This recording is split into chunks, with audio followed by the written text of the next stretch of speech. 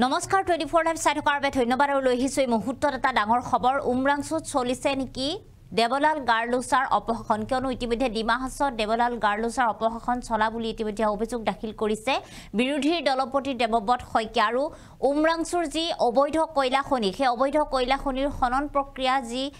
জৰিয়তে দেৱলাল গাৰ্লুছাই ইমাদিনৰ পৰা চলি আহিছে তাক লৈ এবাৰ নিজৰ প্ৰতিক্ৰিয়া প্ৰকাশ কৰিছে বিৰোধী দলপতি গৰাকী আমি জনাম এই মুহূৰ্তত সবিশেষ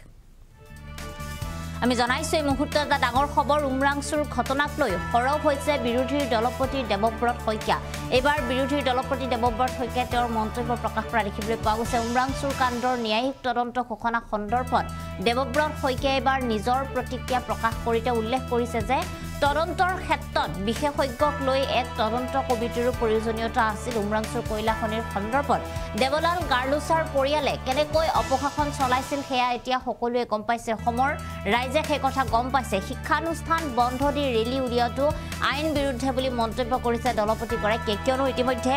দেৱলাল গাৰ্লুছাৰ বিৰুদ্ধে যি তেওঁৰ অভিযোগ উত্থাপিত হৈছে সেই অভিযোগ নৎসাত কৰিবলৈ ধুলিসাৎ কৰিবলৈ আজিৰ দিনটোত ডিমা হাছাওত স্কুল কলেজ শিক্ষানুষ্ঠানসমূহ বন্ধ দি দেৱলাল গাৰ্লুছাৰ সমৰ্থনত ইতিমধ্যে যেটো ৰেলী উলিওৱা দেখিবলৈ পোৱা গৈছে আৰু ইয়াৰ পিছতে এবাৰ বিৰোধী দলপতি দেৱব্ৰত শইকীয়াই তেওঁ নিজৰ মন্তব্য প্ৰকাশ কৰি কৈছে যে উমৰাংচুৰ কয়লা খনিৰ সন্দৰ্ভত দেৱলাল গাৰ্লুছাৰ আৰু তেওঁৰ পত্নী কণিকা হুজায়ে কিদৰে অপশাসন চলাই আহিছে ডিমা হাছাওত বা কেনেদৰে তেওঁলোকে অবৈধ কয়লা খনন প্ৰক্ৰিয়া চলাই গৈছে সেয়া এতিয়া এই ঘটনাৰ পিছত অৰ্থাৎ উমৰাংচুৰ শ্ৰমিকৰ সৈতে ঘটা ঘটনাৰ পিছত সেই কথা পোহৰলৈ আহিছে আৰু সেই কথা সকলোৱে গম পাইছে আৰু ইয়াৰ বাবে ইতিমধ্যে এক বিশেষ তদন্তৰ দৰকাৰ আছে তদন্তৰ কমিটিৰ দৰকাৰ আছে তদন্তৰ ক্ষেত্ৰত বিশেষজ্ঞ লগতো এক তদন্তৰ কমিটিৰ প্ৰয়োজনীয়তা আছে ইতিমধ্যে মুখ্যমন্ত্ৰী গৰাকীয়ে ন্যায়াধীশৰ সৈতে সেই কথা আলোচনা কৰিছে আৰু 3 মাহৰ ভিতৰতে এক প্ৰতিবেদন দাখিল কৰিবলৈ দিছে বুলি উল্লেখ কৰাৰ পিছত এবাৰ বিৰোধী দলপতি গৰাকীয়ে এই কথা উল্লেখ কৰিছে যে উমৰাংচু কাণ্ডৰ ন্যায়িক তদন্ত ঘোষণা কৰিব লাগে আৰু সেই সন্দৰ্ভত বিশেষজ্ঞ লগত লৈ বিভিন্ন ধৰণে তাত যি অবৈধ কয়লা খনি আছে বা তাত যিদৰে অবৈধ খনন প্ৰক্ৰিয়া চলি আছে কেতিয়াৰ পৰা কেনেদৰে চলি আছে আৰু কোন কোন এই অবৈধ কয়লা খনন প্ৰক্ৰিয়াৰ সৈতে জড়িত আছে সকলো ব্যক্তিৰ নাম পোহৰলৈ আহিব লাগে বুলি উল্লেখ কৰিছে দেৱলাল গাৰ্লুছাৰ আৰু তেওঁৰ পত্নীৰ বিৰুদ্ধে সৰব হৈছে কংগ্ৰেছ দল তথা বিৰোধী দলপতি গৰাকী আৰু অসমৰ ৰাইজে গম পাইছে সকলো ৰাইজে গম পাইছে যে কেনেদৰে তেওঁলোকে অপশাসন চলাইছিল আৰু তেওঁলোকৰ এই কাণ্ডৰ বাবেই 10-15 জনকৈ শ্ৰমিকে নিজৰ প্ৰাণ হেৰুৱাবলগীয়া হৈছে তেওঁলোকৰ এটা ফুলৰ বাবে তেওঁলোকৰ লাভৰ বাবে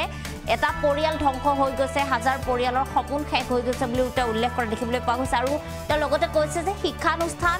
বন্ধ দি ৰেলী উলিওৱাটো কেতিয়াও আইনযোগ্য নহয় যেহেতু আইনৰ বিৰুদ্ধে গৈ এবাৰ দেৱলাল গাৰ্লুছাই এই কাম কৰিছে আৰু তেওঁ নিজৰ বিৰুদ্ধে যি অভিযোগ উত্থাপিত হৈছে সেই অভিযোগ নৎসাত কৰিবলৈ তেওঁ নিজৰ শক্তি প্ৰদৰ্শন কৰিবলৈ আচলতে এনে ধৰণৰ কাম কৰিছে বুলি মন্তব্য প্ৰকাশ কৰিছে বিৰোধী দলপতি দেৱব্ৰত শইকীয়াই আৰু উমৰাংচুৰ যি সমগ্ৰ ঘটনা সেই সমগ্ৰ ঘটনা সন্দৰ্ভত খৰব হৈছে আৰম্ভণিৰ দিনটোৰ পৰাই তেওঁ এই সন্দৰ্ভত মাতি অহা পৰিলক্ষিত হৈছে যেহেতু আজিলৈকে আন কেইবাজনো শ্ৰমিকৰ তাত জীৱিত অৱস্থাত উদ্ধাৰ কৰিব পৰা নাই বা তেওঁলোকৰ মৃতদেহ এতিয়ালৈকে উদ্ধাৰ কৰিব পৰা নাই যেহেতু মুখ্যমন্ত্ৰী গৰাকীয়ে তাত প্ৰায় 14 কোটি লিটাৰ পানী জমা হোৱাৰ কথা উল্লেখ কৰিছে বাহিৰৰ পৰা বিশেষজ্ঞৰ দল আনি পানী হিচা মেচিন আনিও সেই পানী ইতিমধ্যে কয়লা খাদৰ পৰা তেওঁলোকে সিঁচি শেষ কৰিবলৈ পৰা নাই আৰু ইয়াৰ পিছতে যেহেতু পৰিয়াললৈ 10 লাখ টকাৰ আৰ্থিক সাহায্য ঘোষণা কৰা হৈছে আৰু এই ঘটনাৰ পিছতে এবাৰ বিৰোধী দলপতি গৰাকীয়ে নিজৰ মন্তব্য প্ৰকাশ কৰিছে এই মুহূৰ্তত তেওঁৰ কিছু মন্তব্য আমাৰ হাতত আছে সেই মন্তব্য আমি আপোনালোকক শুনাইছো ঘটনাৰ বাবে দেৱলাল গাৰ্লুছা যিজন তাৰ মুখ্য কাৰ্যবাহী সদস্য তেখেতৰ পত্নী কণিকা হুজাই আৰু অসম চৰকাৰৰ খনিজ উন্নয়ন যি ডেভেলপমেণ্ট কৰ্পোৰেশ্যন AMDC এওঁলোক সকলোৱে জগৰীয়া আৰু মুখ্যমন্ত্ৰী মহোদয়ে এই কথাটো নহয় বুলি ক'বলৈ যথেষ্ট চেষ্টা কৰিলে আৰু সুপ্ৰিম কোৰ্টৰ কথাও আমি উল্লেখ কৰিছিলোঁ নেশ্যনেল গ্ৰীণ ট্ৰাইব্যুনেলৰ কথাও উল্লেখ কৰিছিলোঁ য'ত স্পষ্টকৈ অসমত যাতে ৰেড হোল মাইনিং নহয় সেই কথাখিনি কৈ আহিছে এতিয়া শেহতীয়াকৈ যোৱাকালি মুখ্যমন্ত্ৰী এটা ঘোষণা দেখা পাইছোঁ য'ত মুখ্যমন্ত্ৰীয়ে কৈছে যে তেখেতে ন্যায়িক তদন্ত আয়োগৰ ব্যৱস্থা কৰিছে এইখিনি উচ্চতম ন্যায়ালয় আৰু NGT ৰুখত পৰাৰ ভয়ত মুখ্যমন্ত্ৰীয়ে ঘোষণা কৰিছে ইয়াত মুখ্যমন্ত্ৰী একেবাৰে আন্তৰিকতা নাই কাৰণ NGTয়ে ইতিমধ্যে অসম চৰকাৰক একাধিক গোচৰত বন আইন উলংঘা কৰাৰ বাবে দোষী সাব্যস্ত কৰিছে আৰু অসম চৰকাৰৰ বন বিভাগে তাত মাফ খুজি তৎ পোৱা নাই উমৰাংচুৰ এই ঘটনাৰ বাবে দেৱলাল গাৰ্লোছা যিজন তাৰ মুখ্য কাৰ্যবাহী সদস্য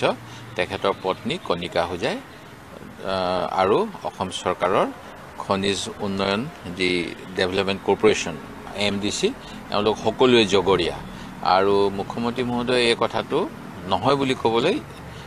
যথেষ্ট চেষ্টা কৰিলে আৰু সুপ্ৰিম কোৰ্টৰ কথাও আমি উল্লেখ কৰিছিলোঁ নেশ্যনেল গ্ৰীণ ট্ৰাইব্যুনেলৰ কথাও উল্লেখ কৰিছিলোঁ য'ত স্পষ্টকৈ অসমত যাতে ৰেড হল মাইনিং নহয় সেই কথাখিনি কৈ আহিছে এতিয়া শেহতীয়াকৈ যোৱাকালি মুখ্যমন্ত্ৰীৰ এটা ঘোষণা দেখা পাইছোঁ য'ত মুখ্যমন্ত্ৰীয়ে কৈছে যে তেখেতে ন্যায়িক তদন্ত আয়োগৰ ব্যৱস্থা কৰিছে এইখিনি উচ্চতম ন্যায়ালয় আৰু NGT ৰুখত পৰাৰ ভয়ত মুখ্যমন্ত্ৰীয়ে ঘোষণা কৰিছে ইয়াত মুখ্যমন্ত্ৰীৰ একেবাৰে আন্তৰিকতা নাই কাৰণ NGTয়ে ইতিমধ্যে অসম চৰকাৰক একাধিক গোচৰত বন আইন উলংঘা কৰাৰ বাবে দোষী সাব্যস্ত কৰিছে আৰু অসম চৰকাৰৰ বন বিভাগে তাত মাফ খুজি তৎপোৱা নাই উমৰাংচুৰ এই ঘটনাৰ বাবে দেৱলাল গাৰ্লোছা যিজন তাৰ মুখ্য কাৰ্যবাহী সদস্য তেখেতৰ পত্নী কণিকা হোজাই আৰু অসম চৰকাৰৰ খনিজ উন্নয়ন যি ডেভেলপমেণ্ট কৰ্পৰেশ্যন AMDC এওঁলোক সকলোৱে জগৰীয়া আৰু মুখ্যমন্ত্ৰী মহোদয়ে এই কথাটো নহয় বুলি ক'বলৈ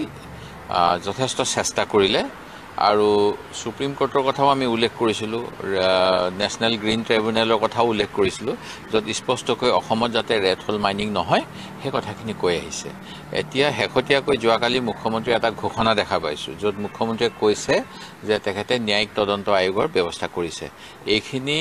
উচ্চতম ন্যায়ালয় আৰু NGT ৰুখত পৰাৰ ভয়ত মুখ্যমন্ত্ৰীয়ে ঘোষণা কৰিছে ইয়াত মুখ্যমন্ত্ৰীৰ একেবাৰে আন্তৰিকতা নাই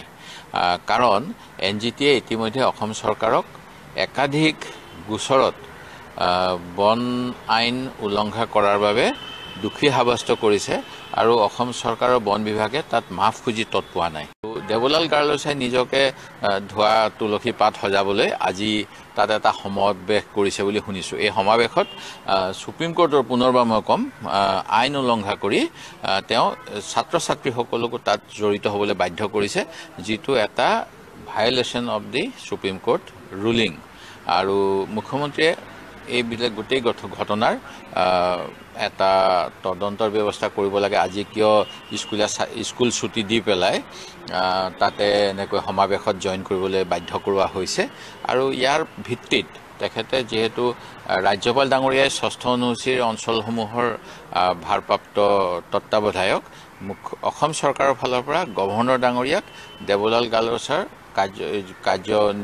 যিখন মানে EM তেখেতৰ সেইখিনি বৰখাস্ত কৰিবলৈ পৰামৰ্শ দিব বুলি মই আশা কৰোঁ তেতিয়াহে স্বচ্ছতা আহিব আৰু যিহেতু বহুতকেইটা গোচৰ ইতিমধ্যে হৈছে যোৱাকালি ডেনিয়েল লাংথাচাইও এটা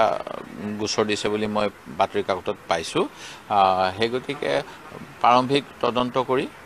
গ্ৰেপ্তাৰ কৰিব লাগে দোষীসকলক দেৱলাল গাৰ্লোছাই নিজকে ধোৱা তুলসী পাত সজাবলৈ আজি তাত এটা সমাৱেশ কৰিছে বুলি শুনিছোঁ এই সমাৱেশত সুপ্ৰিম কোৰ্টৰ পুনৰবাৰ মই ক'ম আইন উলংঘা কৰি তেওঁ ছাত্ৰ ছাত্ৰীসকলকো তাত জড়িত হ'বলৈ বাধ্য কৰিছে যিটো এটা violation of the supreme court ruling আৰু মুখ্যমন্ত্ৰীয়ে এইবিলাক গোটেই ঘটনাৰ এটা তদন্তৰ ব্যৱস্থা কৰিব লাগে আজি কিয় স্কুল ছুটি দি পেলাই তাতে এনেকৈ সমাৱেশত জইন কৰিবলৈ বাধ্য কৰোৱা হৈছে আৰু ইয়াৰ ভিত্তিত তেখেতে যিহেতু ৰাজ্যপাল ডাঙৰীয়াই ষষ্ঠ অনুসূচীৰ অঞ্চলসমূহৰ ভাৰপ্ৰাপ্ত তত্ত্বাৱধায়ক অসম চৰকাৰৰ ফালৰ পৰা গভৰ্ণৰ ডাঙৰীয়াক দেৱলাল গাৰ্লোছাৰ কাৰ্য যিখন মানে EM তেখেতৰ সেইখিনি বৰখাস্ত কৰিবলৈ পৰামৰ্শ দিব বুলি মই আশা কৰোঁ তেতিয়াহে স্বচ্ছতা আহিব আৰু যিহেতু বহুতকেইটা গোচৰ ইতিমধ্যে হৈছে যোৱাকালি ডেনিয়েল লাংথাচাইও এটা গোচৰ দিছে বুলি মই বাতৰি কাকতত পাইছোঁ সেই গতিকে প্ৰাৰম্ভিক তদন্ত কৰি গ্ৰেপ্তাৰ কৰিব লাগে দোষীসকলক